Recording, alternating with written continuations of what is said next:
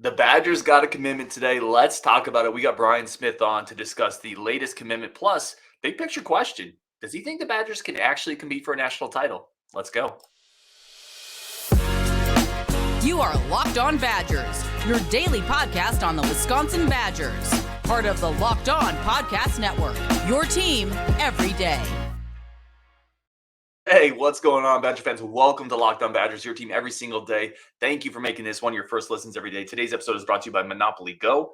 I admit it, I have a competitive side, and I am a big fan of Monopoly Go, the mobile hit twist on classic Monopoly. Join your friends, download Monopoly Go, now free on the App Store or Google Play. We got a lot to talk about today, so let's bring Brian in. Let's talk about it. But first, Brian, you haven't done one of these yet. So normally when we have a commitment, we play the recruiting cannons.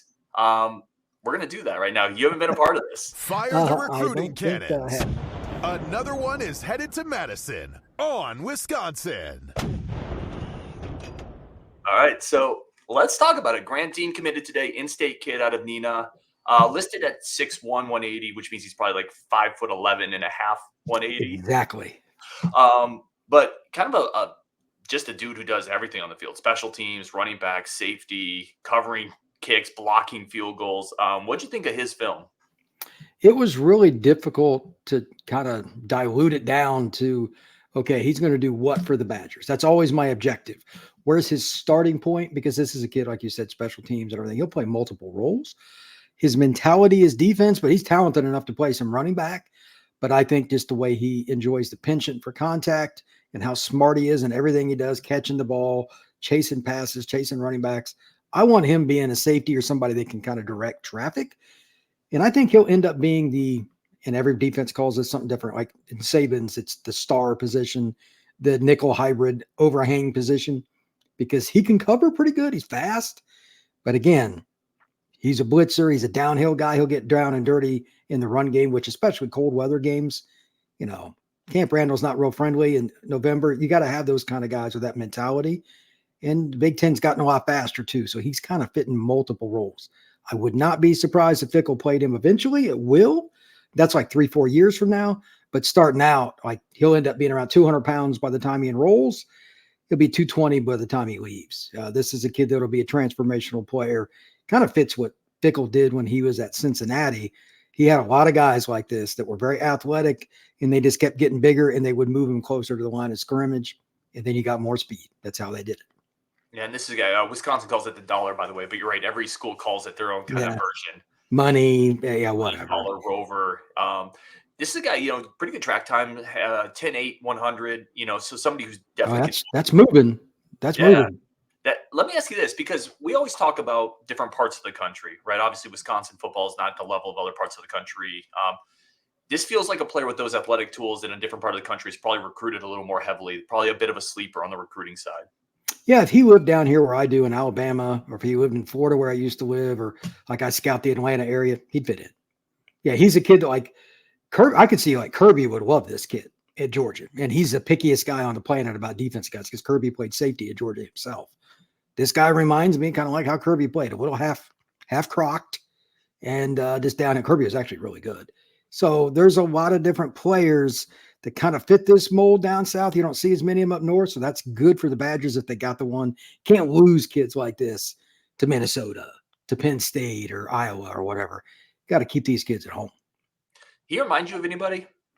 Yeah, he reminds me a lot of Jack Kaiser, another Midwest kid. He's going to be a fifth year, I believe, at Notre Dame. He came in like a rover. He's finally moved to Will. It's the same deal, like 200 pounds when he enrolled, got a little bigger. He's going to end up playing in the NFL a little bit. This guy's similar. He might be a little faster, might even be a little twitchier, so he might have more upside. But the way they play downhill, they both played running back in high school, is the same deal. And I think both of them are eventually going to make a little bit of money in this thing they call the National Football League, so they're okay. Well, let me ask you this too. I always get kind of excited when I see high school players play offense, defense, special teams. It feels like there's just a give a crap factor, that the intangible of it translates. An in-state kid, I feel like that intangible translates a little bit.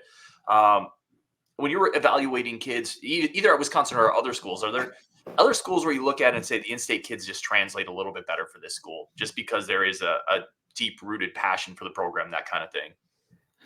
Bear Bryant used to say if he had two kids that were similar that he was recruiting in, let's say, One was in Florida and one was Alabama. He always wanted the Alabama kid, even if he was slightly worse, because he knew he would do anything for old Alabama. I kind of don't want to go against a guy that's got a lot of rings. And I think there's a lot of truth to it. Loyalty is an important part of any family, any business, any team. You got to be loyal to the group and the overall good. This kid looks like he plays that way anyway, like the special teams and all that. He probably doesn't come off the field unless it's like kickoff or something. Like they got to give him one somewhere. He can't play every snap, but he doesn't come off much. So he is a team player. And I think he does kind of fit that. Like he knows the culture in the state because he grew up there. I guarantee he's been to games in Madison, the whole 9 yards. So I think this is a really important get for them. This is the kind of guy that I think I'm kind of surprised he hadn't committed already. I wonder if he's almost a transplant because you'd think this kind of kid would have committed in like January. So, but they still got him, and that's the bottom line. You got to keep the players in the state from leaving. Well, and take a broader picture for a second, I feel like this fits into this continuing trend of the Badgers under Fickell, under Coach Tressel, upgrading the secondary, bringing in athletes with versatility and size. Yes. We talked about that last show, but they just continue to flip that script from what they used to do. There's a slow transition from Cincinnati to Wisconsin. This is what it is year after year. By year 4, it'll look more like their defense. They just got to get the personnel. This is the player that can plug in different spots if you miss. That's another reason versatility is important. Guys hurt, you didn't recruit well somewhere, he could at least be okay at a spot. He might be an undersized linebacker in year 2, like 215 or something. Got to have guys like this.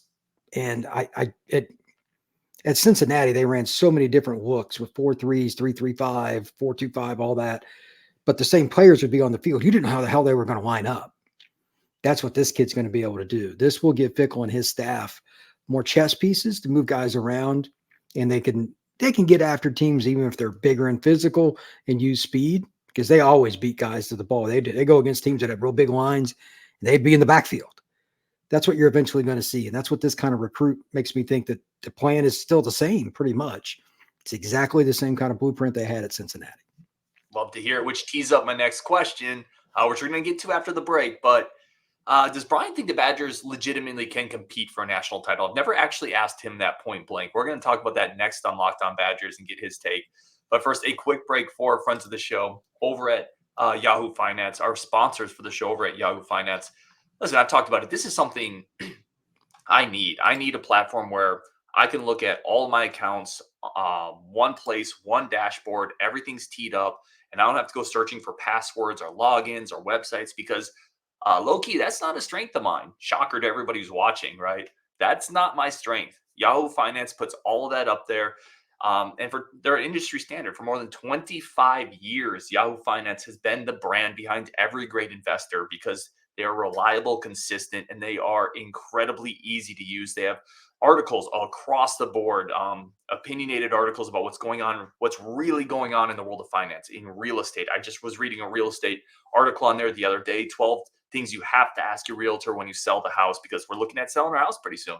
So Yahoo Finance is my go-to whenever I have any questions with the financial market, stock market, investing, real estate. They have it all there. It is a great platform. For comprehensive financial news and analysis, visit the brand behind every great investor. That's yahoofinance.com. The number one financial destination, yahoofinance.com. That's yahoofinance.com. Today's episode is also brought to you by our great friends over at LinkedIn. LinkedIn is the recruiting sponsor for all the Locked On Network, and there is a reason they all about bringing in talent. That's what recruiting is. Recruiting is 100% about bringing in talent. That's why we got Brian Smith on the show today, because we are talking about talent acquisition. This is something I've used. It's something my company uses. LinkedIn has screening tools to get rid of all the flip-fluff before it comes in the door. If only recruiting could do that. If only you had a recruiting tool, right, to figure out who's going to wash out and who's going to be quality. That thing, maybe LinkedIn should do recruiting because they are incredible at hiring and recruiting business and professional talent. Right now, you can post your job for free at linkedin.com/lockedoncollege. That's linkedin.com/lockedoncollege, the official recruiting sponsor of the Locked On Network. LinkedIn.com/lockedoncollege. Post your job for free today.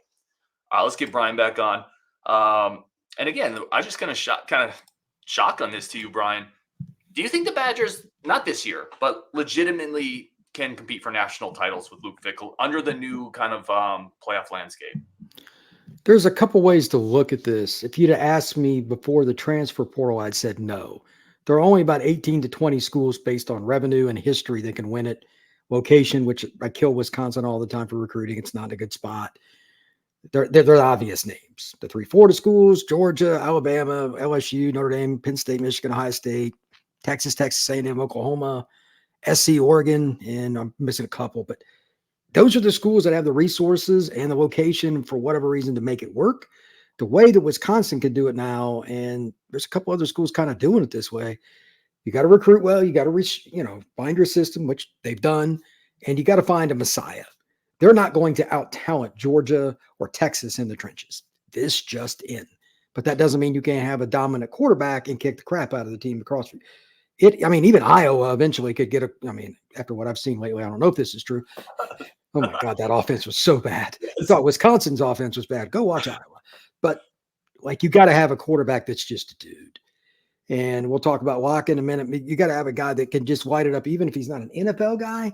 Is he really good for what he does at the college level? Maybe somebody that runs a little bit. And then I'm not saying you got to have the reincarnation of J.J. Watt, but you got to have a special player that the other team has to scheme against. And you got to get in the playoff with the number 2 seed or something and avoid Georgia until the end. And they got to have an injury or something. Neutral field, they should never beat those teams in a motivated. They shouldn't. They're not as talented. But again, you got the Messiah quarterback, maybe get a little lucky with something. It's possible. TCU beat Michigan a couple of years ago. Michigan was way better than TCU. Wasn't even close. And they lost. So one game scenario, it's possible.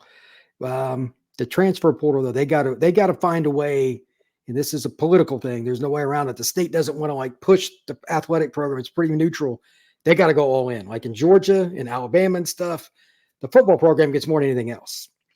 State of Wisconsin's got to help out more to make that happen for the coaches, for NIL and everything.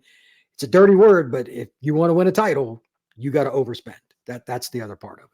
Let me ask you this. I have a couple questions I want to go with this on. I think, by the way, this conversation can take up a whole show, and we're going to put it into one segment. But and we'll probably have it, and we'll dive deeper in. But a devil's advocate would say Luke Fickell brought Cincinnati to the playoffs. Right. I don't think it's the same scenario, right? Cincinnati doesn't have to go through the gauntlet that you have to. That's the other part of it. That's but the other part. If he can bring Cincinnati to the playoffs, it's pretty reasonable to think that he could get Wisconsin there. Or is that too simplistic of a parallel? No, it's just different. Like now the playoff is 12 teams or whatever. Cincinnati, if you put them, let's just say that team that went, if you put them in the exact same scenario that Wisconsin's in this year with their schedule, Wisconsin's schedule is not, they got a host. Let's not get her. They got a host. What's Cincinnati win? 9-10 games regular season? Probably not even. I don't know. Maybe. They were pretty deep because they had a bunch of guys that were seniors, 5th-year seniors. You got to have that too. Like Wisconsin's starting lineup. Here's an example. Oklahoma State recruits pretty much on par with Wisconsin. You know why they got a chance to make the playoff this year?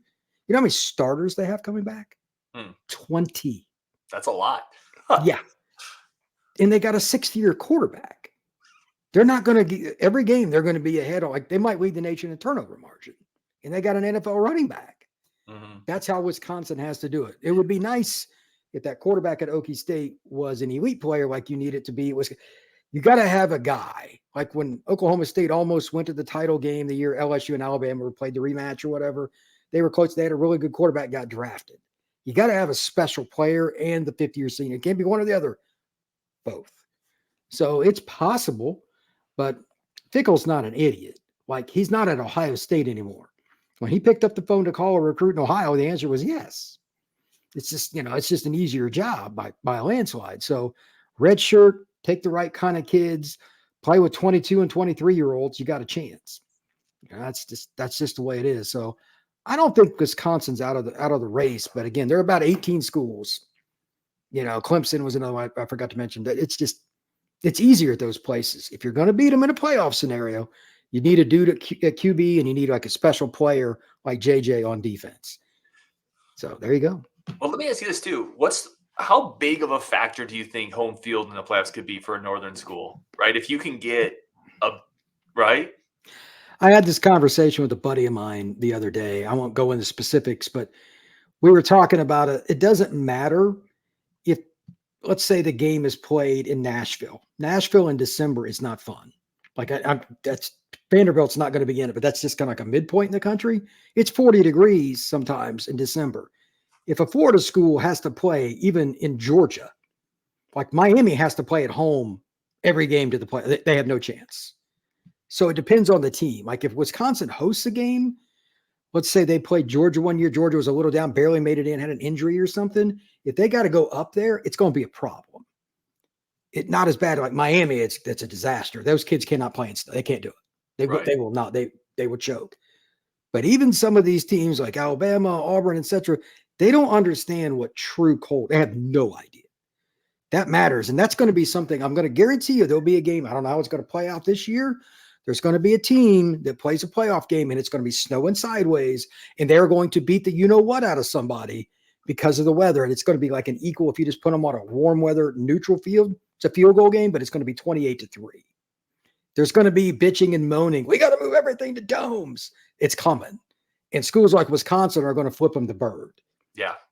It's going to be, that'll be the next thing. Like Ohio State, Notre Dame, Wisconsin, Michigan, any of those schools play one of the, and it's going to happen where it's snowing sideways. Penn State against a team that's similar talent and they kick the you-know-what out of them. There's going to be a bunch of people crying at those schools. Well, listen, Wisconsin should flip them the bird because every year we have to go to Florida or Texas or California to play a bowl game. Like listen, fair play is fair play. If you want to host a game, finish higher. Listen, I'm a Wisconsin fan, but listen, you want to host a playoff game, finish in the spot where you can host one. That's where I'd say. That's the other part. That's why there'll be even more bitching about the rankings. Fair. That's a very fair point. It's because like there's 12 teams and they're like 5 through 12, 5 plays 12, 6, 11. You get down to that 8-9 game. If you're the 8 seed, you get the difference between 8 and 9 is who hosts. Yeah. That's a very fair point. That is going to be whoever gets the 9 seed will be angry every year with an expletive press conference. Yep. Period. Because they got to go on the road, especially if it's a Southern team going north. Every year. I tell you, I don't know when it's going to happen for Wisconsin, but we host a playoff game. I am buying you a ticket. We're flying there together. It's going to be an incredible environment, Brian. I'm going to hold you to it. Even though you haven't said yes, I'm still holding you to it. Well, I mean, as long as you get the guys from Jump Around and House of Pain and all that to go, I bet he would probably go anyway. Yeah, it would be such an incredible atmosphere. I'll buy you a coat. I'm going to bring a parka. It's parka time for me. I don't live up north anymore. Your blood thins out. I'd have to have one or I'd die. Dude, I love it. We're going to take a quick break there. Come back. Talk about some 2025 kids, including Landyn Locke. We talked about you need a guy at quarterback. I'm going to ask Brian some updated thoughts on Landyn Locke, what he thought of the junior film. We're going to get into that next on Locked On Badgers. But first, a quick break for our friends of the show.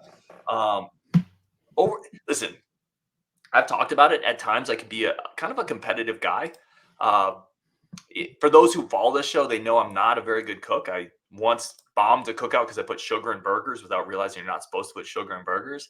But I was part of a chili cookout one time, and I'm so competitive. I went online on eBay and I bought like championship chili shirts. So I showed up with swag and I thought I would intimidate people. Turns out if you can't cook, you can't cook. And a championship shirt doesn't mean doodly squat, but I'm a competitive dude, and on Monopoly Go, it allows me to be competitive.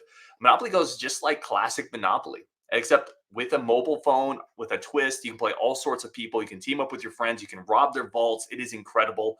Download Monopoly Go free on App Store and Google Play. It is the best way, or one of the best ways to play the all-time classic board game. I'm addicted to it. I love Monopoly anyway. I'm a competitive guy. I can play a bunch of different people on a bunch of different boards. Download Monopoly Go free on App Store and Google Play. All right, let's bring Brian back in here. I'm not a cook, Brian. I don't know what to say. I'm pretty good at it myself. Yeah, I am not that. I want to talk about what I am, though. I'm a Badger fan, and I'm excited for Landyn Locke, 2025 quarterback coming out of Rockwell, Texas, committed to the Badgers. The older brother is on the Badgers roster, so there's the connection right there with Braden Locke. Landyn's a little bigger. Braden is about 6'1", 6'2". Landyn's about 6'3", 6'4". What were your thoughts watching the junior film with Landyn? The first thing I thought was this isn't the right film, because his sophomore film, I'm like, man, he's just, whatever. He's a nice middle of the road 7-5 quarterback. That's not helping Wisconsin. His junior film, he took a big step forward. More arm strength. He's a little bigger. He's put more weight on, and he just looks more natural throwing the football. He's mentally probably taking more of a jump than he did physically. Locke also threw the ball deep very well. He's got a great deep ball. Look, in today's game, I talked about this earlier this week on my show, Locked On Seminoles. I don't care what offense you run. You are not going to consistently, against good teams, grind out 4 and 6 yard plays, 14 play drives like Wisconsin fans want to see. You're not doing that against Oregon and Alabama. Maybe one drive in the game, 3 or 4? Hell no. You must hit 15 and 20 yard passing plays where the quarterback throws a dime. He makes a post snap read. The receiver gets crushed, but he still takes the, like, it's NFL stuff now. And I know there's some still RPO and all that, but eventually you're going to have to hit a guy between the safety and the linebacker, level 2 ball, and it looks like something off NFL films if you're going to beat those teams. He's got some savvy to him. Locke is a hell of a lot better than what he was last year. And I wouldn't be surprised if somebody made a run at him that's down in that area of the country, which is a good sign. That means Wisconsin got a good player. But this kind of kid that goes to Oklahoma State and as a redshirt sophomore, he ends up being second in the Big 12 in passing. Like, who the hell is this guy? He's not that big. Well, Gundy can coach, but that's what this offense can do for him. And again, they're getting a little better at receiver, and they got running backs. Now the question is, can they get a few more? Because he could throw it down the field, man. This will be the first guy that I've had confidence in, that he has some savvy, that can throw down the field, that I've seen Wisconsin recruit. And said, I don't know when. Like, he's just that guy. So I know Mateo or whatever the guy is last year, he's got rocket launcher, but he needs to learn all the little finite parts of playing quarterback, which may or may not happen. That kid's got just an incredible arm. But quarterback play sometimes is about taking something off, leading the guy more, looking a receiver into an open spot, and they have feel with each other. This kid just has gamesmanship. And in today's game, you got to have that. You got to have it, especially when you're not running out there with like LSU's 2019 wide receiver corps. Wisconsin won't be doing that. So no, I don't think so. you need to have guys that just make throws that make the players around them better. And he seems to have some of that. So let's see how his senior film goes. But right now I'm pretty high on him. Let me ask you about the mobility, right? Because everyone talks about you need a mobile quarterback in college. That is a Mabry Mettoyer. Like, he can get out and move. Landon's not a statue, right? He moves in the pocket pretty well, but he's probably not the prototype of a mobile quarterback. How big of a knock is that for him, for you? There are 3 quarterbacks. There's a pocket, there's mobile, then there's run pass. Like, he's mobile. He'll move the pocket and throw, before he gets drilled, he'll find the tight end in the flat and it's 2nd and 4. That's fine. You're ahead of the chains. He is not Vince Young. So that's okay too. You got to be able to avoid the first guy. It's no different than being a punt returner. There are a lot of coaches that will tell you, as running back, receiver, whatever, as long as you make that first guy miss and you keep the ball, don't fumble, we're good. Got to make the first guy miss. And you give your guys, like, the difference between 3.5 seconds and 4, like when a quarterback releases the ball, like, you go look at the NFL, they got all those stats. The numbers it's like a jump. You just can't cover 4 seconds against quality receivers. You just can't, not in one-on-one. One of your 3 or 4 guys isn't open, then that's on them. It's just too hard. You know where you're going, they don't. So that means you got a talent problem. If you get guys open 4 seconds or later because you escaped, hey, it's still a completion. That's the bottom line. He might make only 3 or 4 of those plays a game. That's okay. It could be the difference between winning and losing. And it always drove me bananas that Wisconsin took statues at their quarterback position. And I'm like, this guy just can't move. You're not going to beat these teams consistently. You've got to be able to move. And in big games, they were awfully stagnant at the quarterback position. This kid will give him at least a chance. And down in the red zone, he can score touchdowns. You only got to go 3-4 yards. You run, the fake dive and run around the end. Everybody does it. So he can do that. Get him 15, 20 yards in a game, maybe in a big drive he'll take off. That's fine. As long as he's accurate, as long as he's savvy and he doesn't turn it over, that'll add up quite a bit anyway. Definitely a guy, when senior film comes out after the year, we're going to reping and see how he maybe takes another step, right? If you never know. That's why you got to watch. Yeah. From sophomore to junior, maybe there's that's linear progression there. I want to talk about a couple really quick to wrap up the show. A little quicker, both players coming on official visits. I want to start with a running back. Somebody, we were talking before the show, Javin Gordon, 5'11", 200 pounds, out of Toccoa, Georgia. You were mentioning to me that is not the bustling metropolis of an Atlanta. It is due north of Athens, which is Athens about an hour and a half east of Atlanta. And once you get up north of it's the mountains. He's on the edge of the mountains, and it is not populated. It is not recruited. It's a pain in the butt to get there. Coaches don't want to deal with it. I watched his film, though, and he has good vision, has really good balance, and stays low. He's been coached pretty well, and he's got some thump to him. He is a traditional Big Ten, like Michigan, Ohio State running back.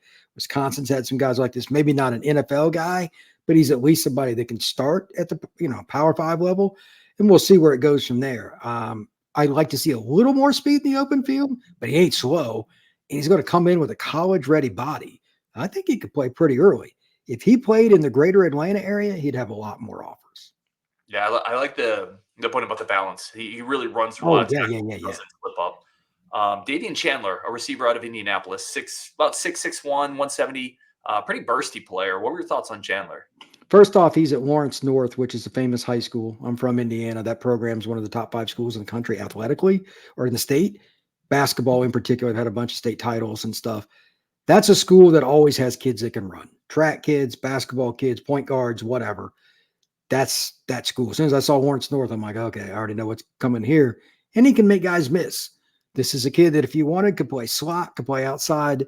Athletically, he could probably play in your secondary for you. They're looking for versatility. I wouldn't be surprised if he was a kid that ended up there being a starting receiver in a couple of years. He'll need time in the weight room. He's not very thick yet, but that's a program, again, that's going to put some kids into the college ranks every year. And Wisconsin's been hitting Indy pretty hard. It's literally Lawrence North, like across the streets in Indianapolis, the town they're in. It's Lawrence. But he's at the right kind of program. He's playing against big school competition. He's a pretty good player. Awesome stuff as always from Brian Smith, Locked On's recruiting insider. As always, Brian at FBScout_Florida. Go follow him. Brian, thank you so much as always. Appreciate the time, and we'll do it again next week. All right, buddy. Thank you very much.